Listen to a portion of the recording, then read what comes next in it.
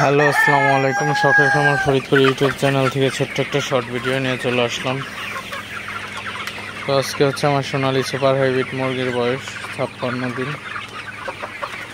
তো 56 দিনের সোনালী super hybrid মুরগির আপডেট আপনাদের সাথে শেয়ার করব। তো মুরগিগুলো মাশাআল্লাহ ভালো হয়েছে এবং সুস্থ আছে।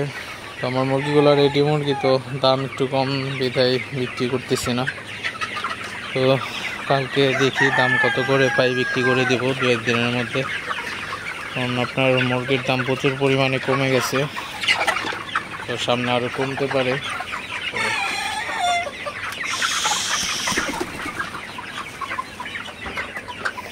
তো ফিটের দাম কমে না, কিন্তু মুরগির দাম কমে যাইতেছে। তো এটা হচ্ছে বড় ধরনের একটা সিন্ডিকেট বাংলাদেশে সৃষ্টি হয়েছে। তো এরাই আসলে বাজার নিয়ন্ত্রণ করে থাকে। তো ফিটের দাম তো এইভাবে কমে না। তো এক বস্তা ব্রয়লার ফিটের দাম আপনার 3678 টাকা। তো সেই তুলনায় মুরগির দাম হওয়ার কথা হচ্ছে সোনালী 350-এর উপরে পাইকারি দাম হওয়া উচিত ছিল। তো যাই হোক, তো বাংলাদেশের সব জায়গায় দুর্নীতি চলে। তো দুর্নীতিবাজদের বিরুদ্ধে রুখে দাঁড়ানো উচিত।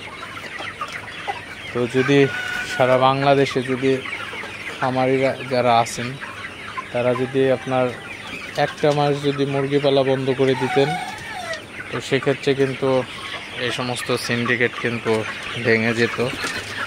তো তারা কিন্তু আর 2 নম্বরই কাজবাজ আর করতে পারতো না।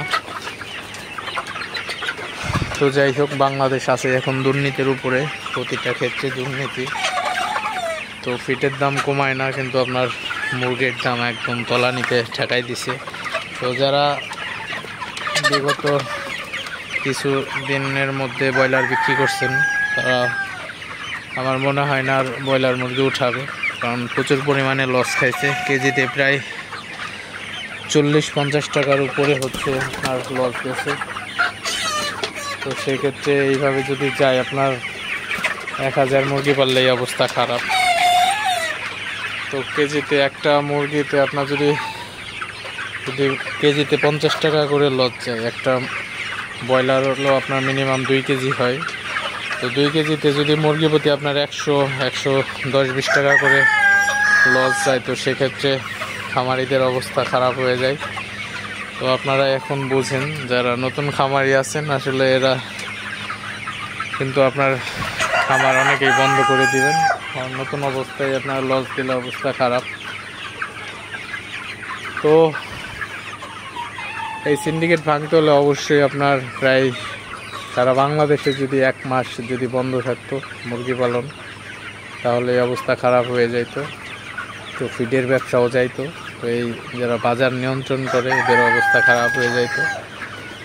তো যাই হোক, ভিডিওটি আর বেশি বড় করবো না। সবাই ভালো থাকবেন, সুস্থ থাকবেন। শখের খামার ফরিদপুর ইউটিউব চ্যানেলটি অবশ্যই সাবস্ক্রাইব করবেন, লাইক করবেন, কমেন্ট করবেন এবং শেয়ার করে অন্য ভাইদের দেখার সুযোগ করে দিবেন।